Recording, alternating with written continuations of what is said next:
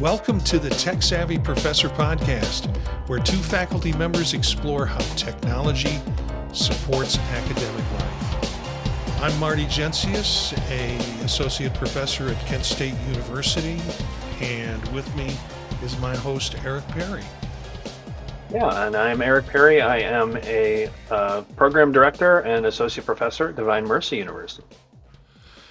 You know, we started talking before we started recording, and I said, let's stop this now and let's go ahead and do this as part of catch-up. We've had some time because travel, other commitments, and things like that since we did an episode. But we went ahead and tried to book one as soon as you were back and as soon as things cleared up for me. And so I think we're back into the click of things as it goes. Anything new with you tech-wise or things that you've come about? So I went watch shopping and traded in my Galaxy 6 for the Galaxy Watch 8, the classic. Yeah. Which I really like. The screen is big, just a little bit bigger than the 6 was.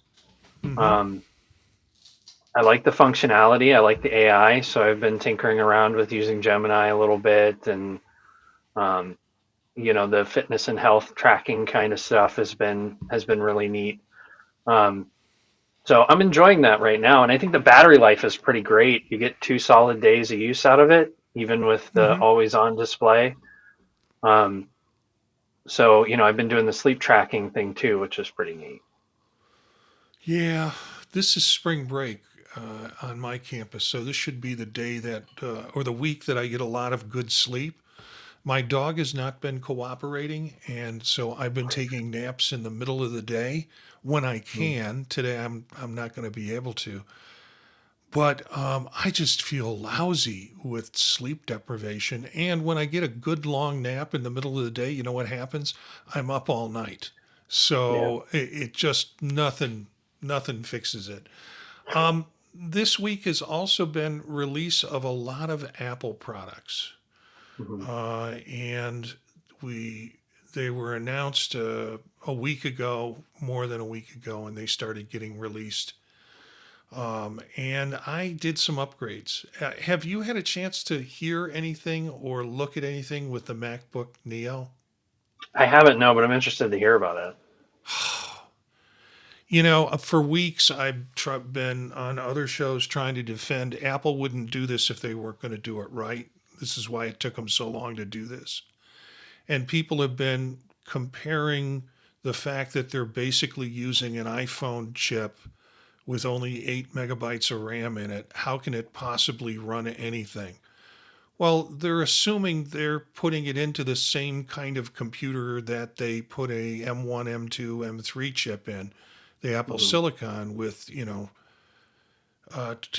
24 or 12, 16 or 32 gig of RAM in it. And this thing only has 8. I'll tell you, I have had it for a couple of days now, and I've done some tests with it. It's pretty amazing that it can run stuff. And all the pundits were saying this isn't going to work, this isn't going to work, this isn't going to work, without even putting their hands on it because it just came out Wednesday. And now that it's come out and the embargo's been lifted for some of those that had it early, it's like, this is a great laptop. It's not a Chromebook. It's not supposed to be a Chromebook. It's supposed to be kind of a fully functional app-based computer. Apple came out with their Creative Suite, which is, their version of Word, their version of Excel, their version of PowerPoint, their version of Windows Movie Maker. And that's selling short what these apps can do by trying to make those comparisons. But the big one is Final Cut Pro. And Final Cut Pro is their video editor. And everybody's like, they're not going to put Creative on it, or they're not going to put Final Cut Pro on it. Well, they wouldn't have come out with the software without making sure that it would work on their newest release of computer, and sure enough, it does. British Tech Network, which we'll record immediately after this show, last week, a guy there challenged me and said, okay, you're going to get one. I want you to take 4K video, and I want you 5 minutes of it, and I want you to compress it to 1080p. So I got a piece of 4K video, which was 3 gigabytes, and moved it onto this Neo notebook and ran it through Final Cut Pro to compress it to the 1080p. It compressed it down to 383 megabytes from 3 gigabytes, and it did it in 1 minute and 25 seconds. Wow. So, now everybody's coming around, and if you're following Reddit and things like that, people are talking gloriously about this. There are still some people who are like, well, it's, what if you have 40 pages open? Who has 40 pages open? I'm not taking advice from people. I'm not taking advice from people who have 40 pages open. So yeah, I upgraded with the, I didn't upgrade. I got a MacBook Neo. In fact, I liked it so much I got it twice. I've got 2 of them, and probably one will wind up in the hands of someone. Educational discount, you can get 256 megabyte. It's a 13-inch screen, essentially. Has a 1080p camera for zoom. Looks really nice. You can get an educational discount for 256 gigabyte storage memory, and for $499. However, spend the extra $100 and get the 512 memory, and you get the Touch ID. Touch ID is basically a fingerprint ID that's on the keyboard that you can tie your passwords to, that then uses the biometric of your fingerprint and think the many times you have to type in a password each day. The Touch ID takes care of that. So $499 for 256, no Touch ID, $599 for 512 with Touch ID. So more memory, and also the kind of biometric password security thing that you can do. Eric, I really hope this is the one that you find the money to get, and then it's the gateway drug for you to Apple. To make the switch. It is, and the thing is, when I opened it up, I started working on it. I got the Citrus one, because when I sit at a faculty meeting or any other meeting back at the college next week, I want people to not think I'm definitely not using a PC. So it's a lime greenish kind of color. But I also tested it with a USB-C hub, because some of the complaints are it's only got 2 ports, one you have to use for charging. Its battery lasts 16 hours. And so I tried it yesterday with a hub with 3 different things hooked into it, a drive and a couple of flash drives, and it read them no problem, not at all. So it's for people who need to expand, they can expand with it. When I started working on it, I didn't think, oh, this is the cheap, shoddy version that Apple put out for people who can't afford a MacBook Air. And I didn't think that. What I thought was, oh, this is a new MacBook in the line of, it just feels completely Apple. and not like anything lesser than in terms of what it looks and how it behaves. More importantly, so Yeah, I mean the reviews and the posts on Reddit are, decidedly folks are impressed. I think yeah, surprised. yeah. Well, my logic with it was, hey, yeah, they're putting an iPhone 18 chip in it, an A18 chip in it, Hmm. and everybody said, well, that's not going to work, and I'm like, they're not going to put the chip in there using the same sort of configuration and hardware setup that you would expect if it was going to if it was going to run. They've got something else up their sleeve in terms of they're doing memory management on this thing that's unique to this device.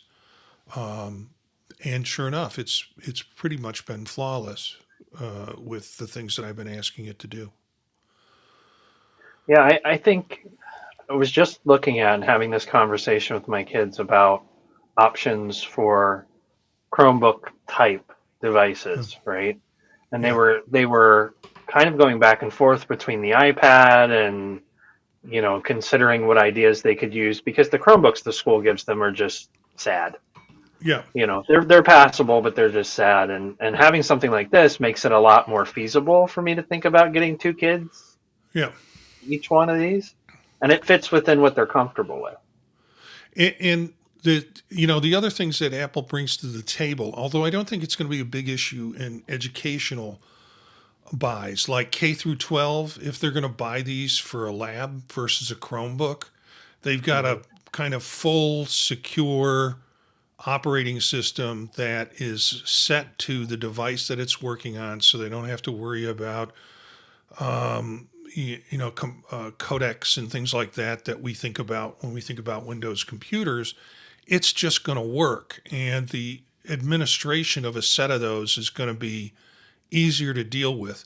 They won't have to have Touch ID. So, as schools will probably, if they're going to use them for labs, there's no reason why a student would need to. It wouldn't make any sense to have a laptop that you're distributing that's clocked biometrically to one student. Hmm. And so they're going to go with the 499 pricing and probably get it even at a better price, and use it for that purpose with the device. Folks who are coming to college and are buying this for individual use get the biometric, get the Touch ID. Hmm. Yeah, yeah, it's going to be one we're going to have to consider. Yeah. And then look at the student discount that you get for the Creator Suite. You get all of those apps and without well, you don't get all of those apps, but you get the Word equivalent, the Excel equivalent, and the Keynote equivalent, on on your computer already put together by Apple for free. You get the more templates and more apps if you do the Creator Suite. The Creator Suite is for educational pricing $30 a year.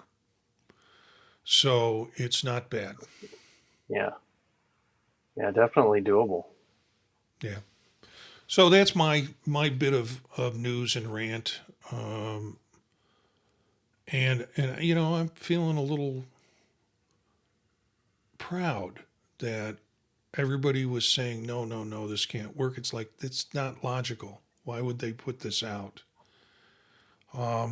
So yeah, I'm doing more Claude right now.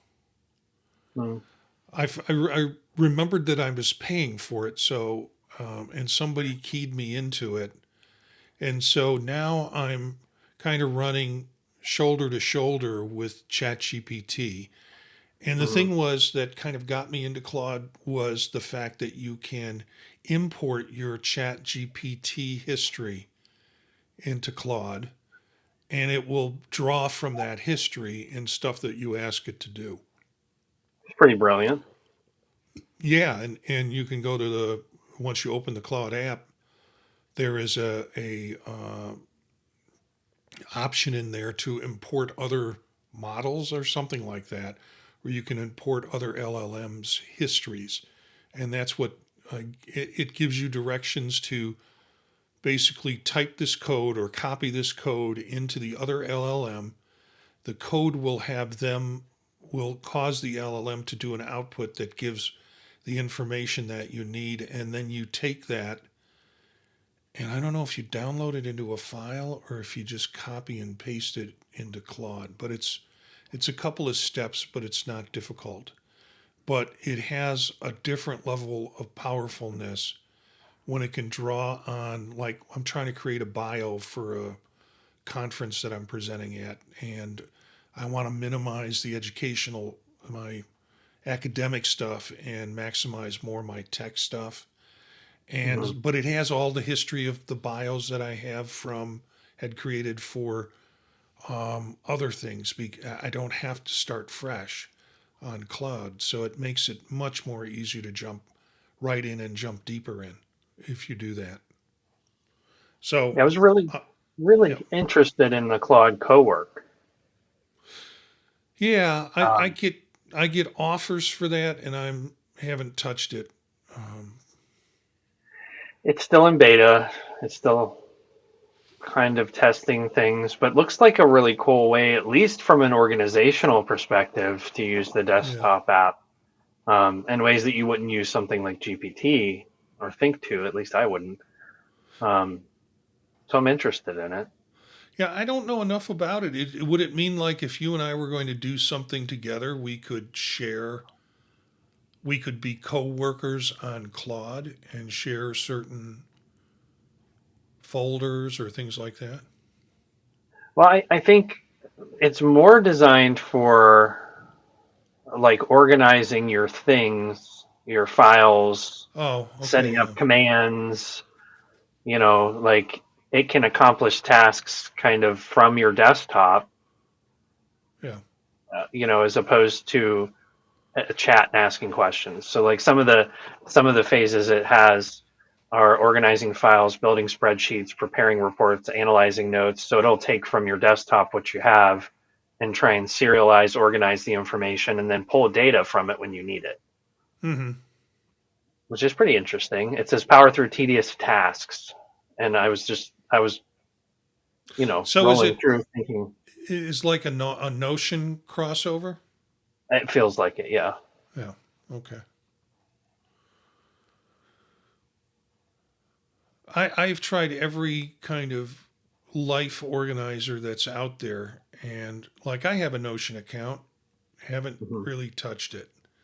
Um, the latest thing I'm going back to because I was reminded by a colleague that there are educational discounts is the Omni Groups um, a set of apps or suite of apps, which is OmniFocus, which is sort of task orientation with getting things done approach Yeah. to it. And then also the Omni, I don't want to call it Omni Agenda, but it's a Omni Outliner is an app that I think they just did an update with and works as a good desktop app. And then one that I was interested in but never really tried before I got this, and now I got to. I'm on a different. I'm on the computer that crashed, so I have to see if I even have added this on here. I'm trying to remember the name. OmniPlan, which is sort of for managing projects. And obviously, this works well when you have multiple seats, but I was looking at it potentially for managing some of my own projects that I have going because you can do Gantt charts and you can do all sorts of things that are pretty helpful with it. It was very expensive, but with the educational discount, it dropped down to something where it's like I can finally try this as a project management planner. And there's another one, Graphel, which is sort of a graphic. Think of it as a organizational chart on steroids that you can kind of move things around and create those kinds of diagrams that you want with it. I haven't tried that and I haven't purchased that yet, but a friend of mine, Jeff Gamet, claims he loves this. He lives by OmniGraffle, and I just haven't found a use case for it yet. So, Yeah, it's well, this is interesting. I've tested yeah, it before, but I'd like to try it out. yeah. Is it available for PC? It looks like it's going to be, but I don't think it is at the moment. Oh, okay.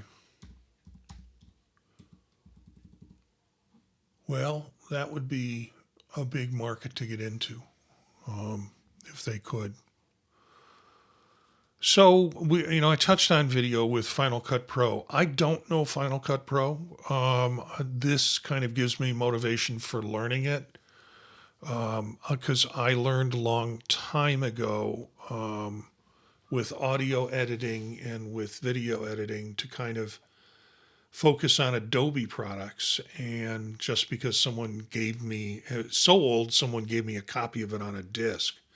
And I started doing audio editing. So I learned their typology, and then switching over to Premiere for video editing was a little bit more intuitive Mhm. than what Final Cut Pro felt like. And I mean, even with Final Cut Pro, um, with most audio or with most video editors, you have a place where you can go save as or export, and then you can choose the settings you want to, and that's what they do on Premiere. You can choose the resolution and settings that you want, Mhm. and you do the output. It took me a half hour to figure out the equivalent of that on Final Cut Pro is share. Mm. And, you know, okay. And it's like, do you want to share on an Apple device that's 1080p? Do you want to share on a, it, it, it was a, so I'm still working my way through Final Cut and how to do certain things with Final Cut. But with this new Neo and with it part of the Adobe, part of the Apple Creator Suite, it gives me a little more motivation to kind of learn that product and how to do video editing of it for shows like this and other things that we wind up. But that's really the topic for today. It's, do academics really need to do video and creating video, and kind of what purpose does it serve? It's really no longer optional, particularly if you're doing asynchronous teaching. Mhm. And Eric, you can speak to that. If you're doing conference presentations, creating videos are happy and unique. In fact, I've talked to a colleague. We're talking about doing presentations, and she wants to do it in Western Aces because she lives in that region. And there's no way am I flying out to West with cutbacks on travel and such. There's no way I'm going to fly out to Western Aces, but I am going to North Central Mhm. because that's the region I'm in right now. And so we talked about creating a presentation that we could submit to both regions, and that I would do my portions in video and, smaller. I'm not going to take, Mhm. half an hour and do a half hour. And she would play my portions in Western Aces, and I would play her portions, smaller portions, when I do it in North Central. So the idea that we could share a conference presentation and still have a place or a presence in it, even though we're in different locations. Dissertation defenses, sometimes helpful to know how to do video. Recruitment, and we've done those for our program in the sense of, one of the big things in our program is we have an on-site counseling lab that our practicum students see clients in, and they service 4,000 clients a year, client hours a year. And that's kind of a big deal. So when we're trying to recruit, I shot a video walking through the counseling center so people could see how that looks like if they wanted to come here to the program and do their practicum in that kind of lab situation. You can do it for online course introductions, to kind of give a sense or flavor for folks of what the course is going to be like. And if you do things on social media, video can be necessary part of it, like we're doing here with this. There are a slew of tools that are going to be in the show notes. And yeah, we have some of them, like under Mac tools, you have Final Cut Pro. There's the user guide. I should read it sometime. Then also with Mac, you have iMovie if you want to do that. There's also ScreenFlow, which is I think a pretty good alternative to some of the ones that are provided, because you see everything in it is kind of strip, the different levels. And good good video editors have that. Ecamm is a little more high end. It's what we're recording this podcast or vodcast on, and but it really is kind of exceptional in the tools that you have for it. And then there's when we get to the Windows tools, we've got Camtasia, and there's Clipchamp was another one that's available. And Eric, I'm curious, when we get to talk about it, have you used OBS Studio before? Yeah, I actually switched over to OBS not too long ago. I love Camtasia; it's one of my favorites. Mm-hmm. But I switched to OBS just because I wanted to try something different. Used to use the old Screencast-O-Matic, which I think is now it's a web-based service. Right. A ScreenPal, so it's now Yeah. ScreenPal. But I like OBS because there's a lot more features than you would anticipate for a free kind of open source tool. So are Right. you using it? Would you use it then for like video editing or creating videos, or would you use it for streaming? Because I'm familiar with it from streaming. I used it for video editing and creation. It's quick. It's really responsive. It's not as deep as using something like Premiere Pro, Yeah. but it gives you enough that I feel like I have enough video options, and I can do things like quick lectures and screen sharing and that kind of thing pretty easily. I haven't done anything with streaming on it yet. That's more your end of things, but Yeah. I do want to try it out. Yeah. And with the streaming portion of it, I know we're talking just about creating video. The Ecamm is essentially the one that we're using here is essentially a live streaming app. I don't live stream this show because we're not doing it at a consistent time during the week. But the show does wind up on YouTube, and also the audio portion stripped out of it and edited for the podcast version of the show. But I only use Ecamm for right now for streaming, but there are plenty of people who are using it for creating presentations. And I think that's the next piece that I'll look at. In fact, there's a project that I've been talking to folks about, and they essentially want to do short form videos. And I think we're going to try and do it through Ecamm without streaming, but Ecamm to kind of create short form videos with people that they want interviewed with it. So more for video production than actual live streaming.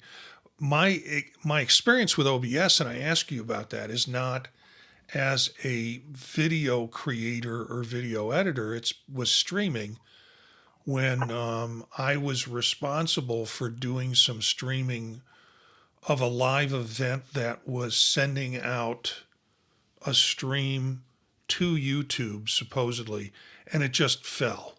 It just, there were people at different parts around the world who were tuned in to see their partner, their friend, their co-teacher do a presentation, and I could not get the thing running.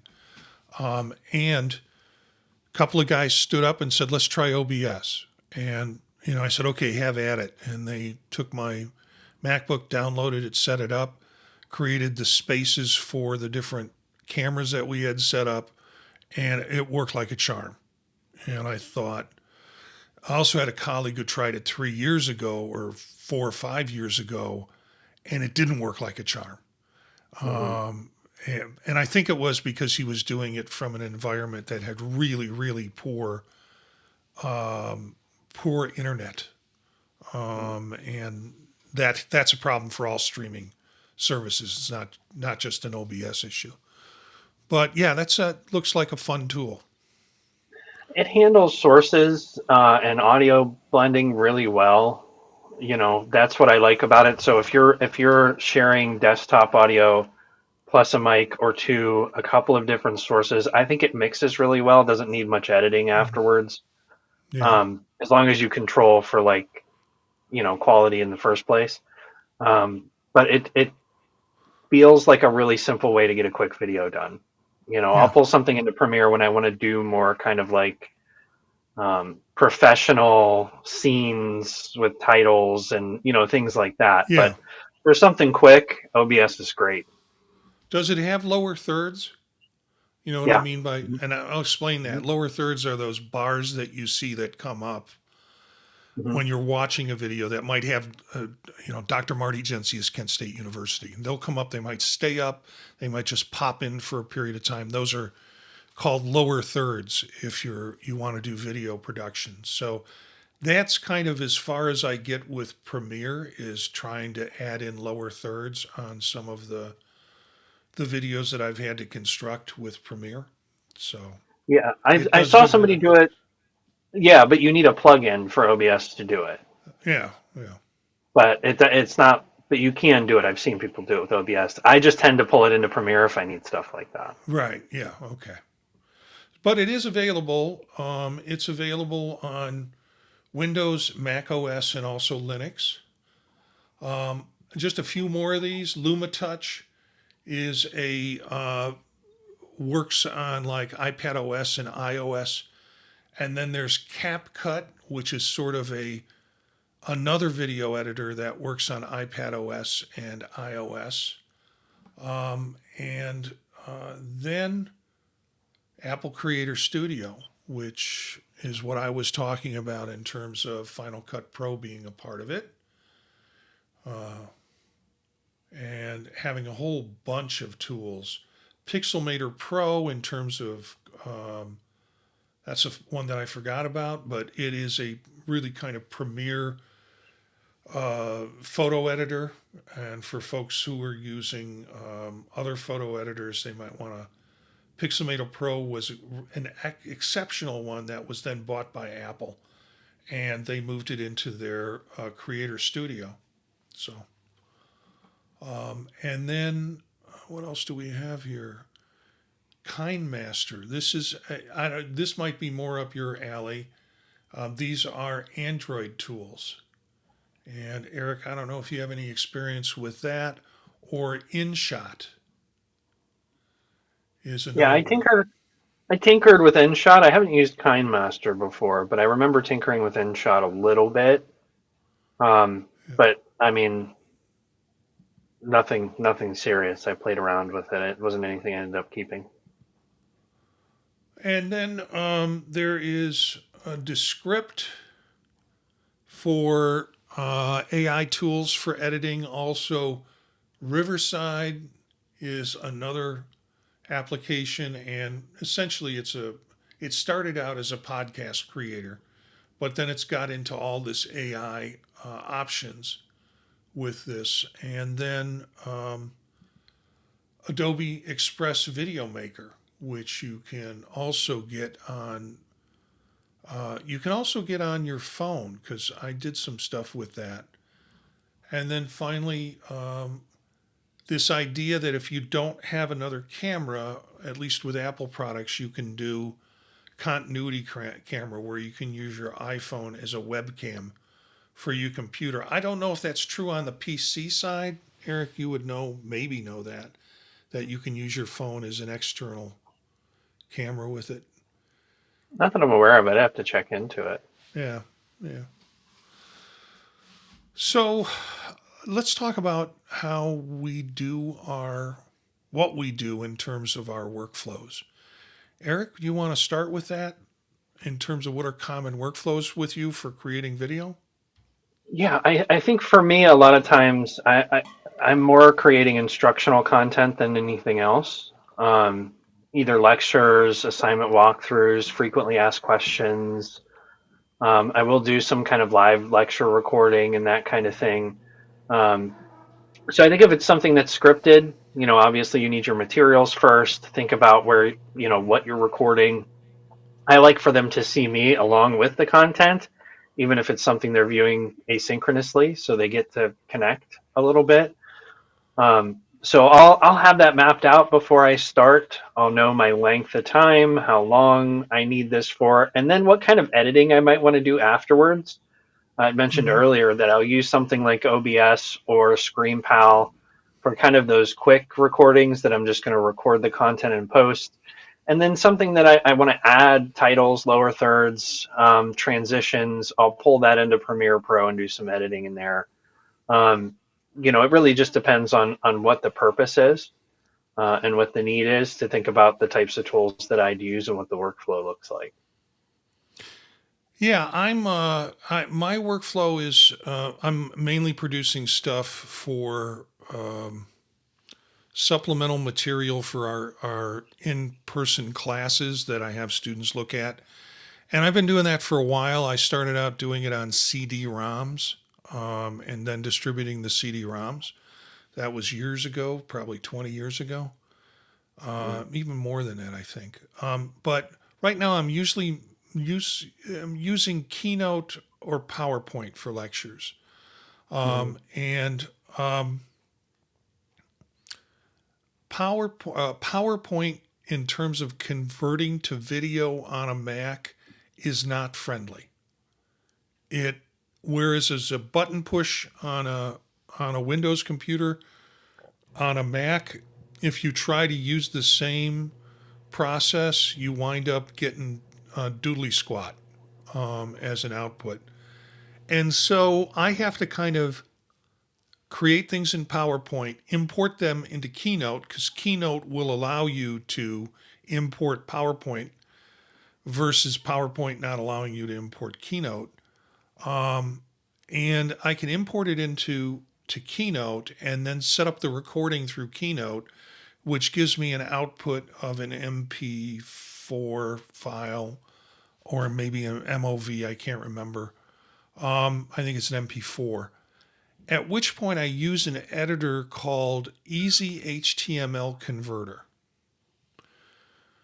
Part of the problem I see happening is HTML Converter is not going to, it will cease to run on machines that are not Intel. Mm. So I can still use it now, but I think when Apple changes its operating system, I will have to stop using Easy HTML. It is just like the title, Easy HTML Converter. And what it'll allow me to do is take what is one video and put it into HTML5. And that will allow me to, that format means that if my students are watching it on a phone, it resizes automatically for the phone, and the Mm. stream is resized for that purpose. If they're watching it on a tablet, they get a different stream version of it. If they're watching it on a desktop, they get a different stream version of it. It's also kind of it sends the stuff along in packets versus downloading the huge file that Hmm. then they might be able to start running, but it could seize up on them. HTML5 does this kind of in a packeted stream, so their experience on the user end, first of all, they're not taking your whole file to get it to run, which creates proprietary issues, at least in my mind. But they're doing a stream, which makes it much harder for, makes it a better end user experience, but makes it harder for them to grab the video for any repurposing that they want to do. The podcasts and the vodcasts I do now are basically done through Ecamm Live. I use Adobe Premiere for the video. So what we're doing here is being recorded. I'll take the video and put it into Adobe Premiere. I will do a little bit of editing, definitely front end and back end, so it's a little tight beginning and start. If we have to stop this thing for some reason in the middle of recording, what I'll do is press the stop button or put a marker down, which will tell me at this point I need to go back and do some editing, and then do Hmm. some clip and put together the clips in the end of it.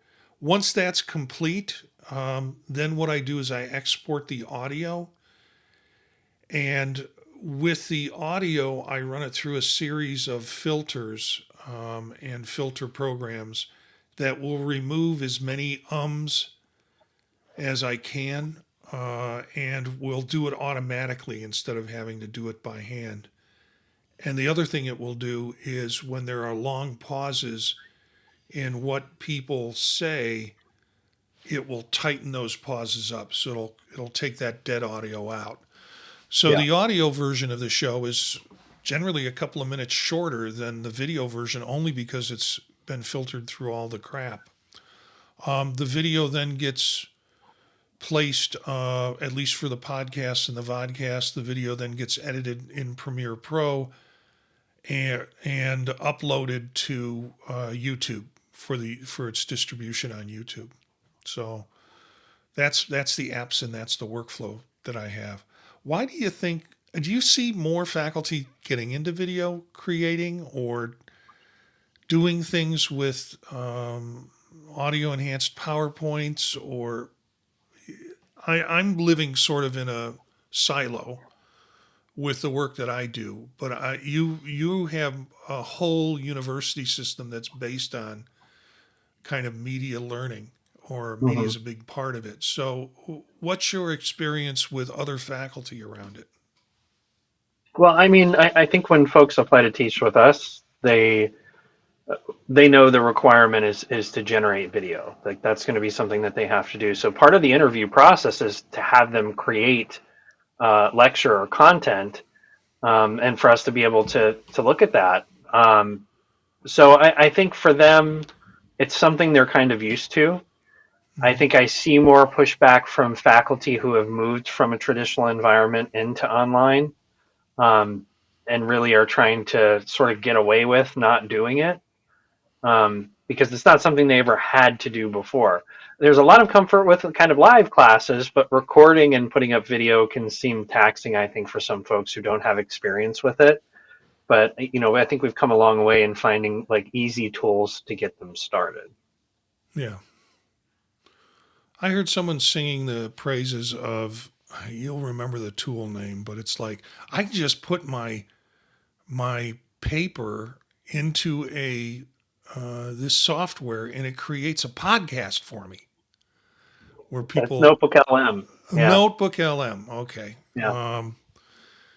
And I'm like, no, that's not creating a podcast. Uh, it's It's not, AI generating audio to a topic. Yeah. yet to a topic. Um, but whatever gets them to the dinner table, I think is, if they get impressed by that, then they're ready to learn some other tools and things that they can do differently, if they want to do that. So I shouldn't knock it too much, but it's just not my cup of tea for consuming information. I was out this morning driving around, and I know this commercial was cut with a complete AI voice from a script. Now, when I worked in terrestrial radio, we had to go into a production room, run a reel to reel, and cut that thing as best we could, and then use razor blades to cut the tape up and put it back together to piecemeal it. There was no Mhm. just have a computer in a voice read the script and you've got a commercial. So such is life. Right. I don't know if there's any other final comments that you have about this. I don't think so. I think if you have trepidation around doing this, start really simple. Um, Screen Pal's really easy. I like the kind of integrated um, web-based things. You don't have to get into something like Premiere Pro.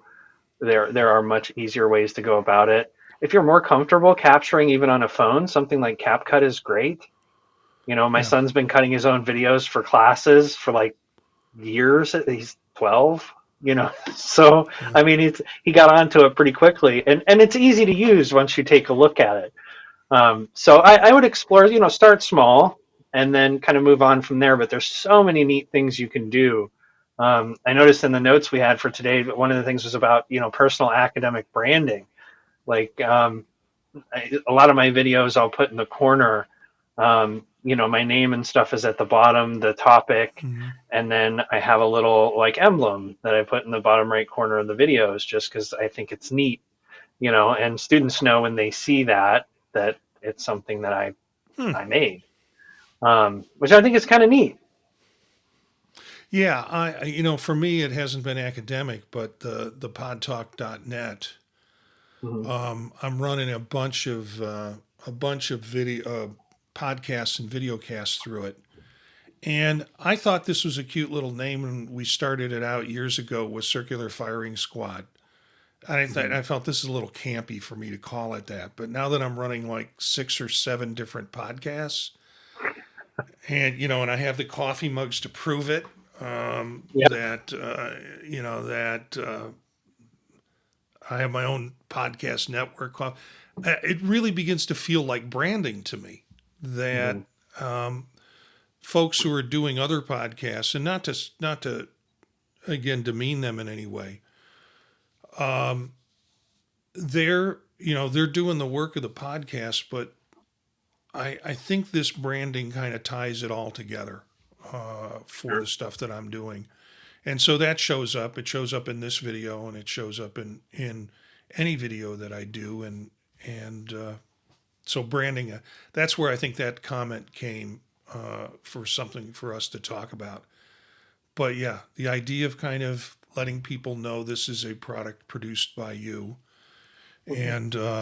and having some sort of iconic emblem to be able to place that in the video or in the product that you're creating. So um, it's there. Good points. Good points with that. So my only suggestion would be, if you're new to this and you're apprehensive, consult with somebody who's doing it, and make sure they're taking into consideration your level of comfortableness with this, and encourage them for you to maybe look at simpler approaches to do things.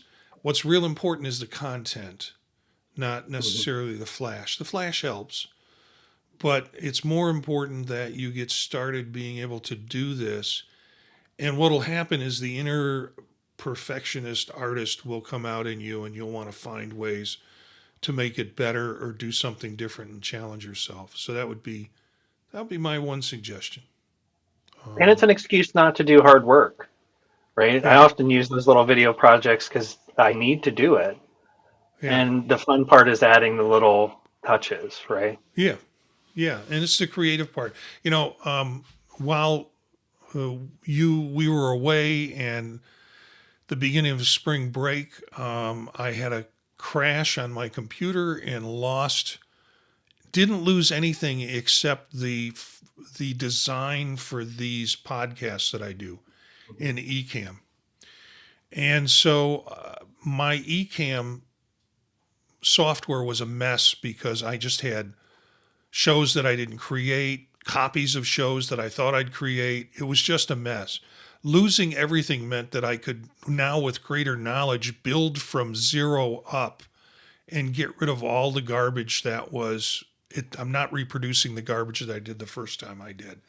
So I have a much more organized process because of that. So, failures sometimes help you figure out things in ways to do it in better ways and new ways. So let's call it a wrap on this. Thanks for listening to this Tech Savvy Professor podcast or video cast. You can email us at thepodtalknetwork@gmail.com. Our website is thepodtalk.net. So if you go to the website, you'll find out about other cool shows that we do, like the 15-minute bite, vision profiles, and Old Mac Gang, and some other things that are part of the podtalk.net, and all under that branding, since we just talked about it. Check us out on YouTube for the old shows that we have. They are at youtube.com/@TechSavvyProfessor. Thanks to Eric and doing this and continuing to do this. This is, I think, our 72nd episode of doing this. And there's these milestones that I think we all want to get to when we've been doing it this long. So thanks for doing it this long. But as far as number 72, that's it for this episode. Thanks for joining us on the Tech Savvy Professor.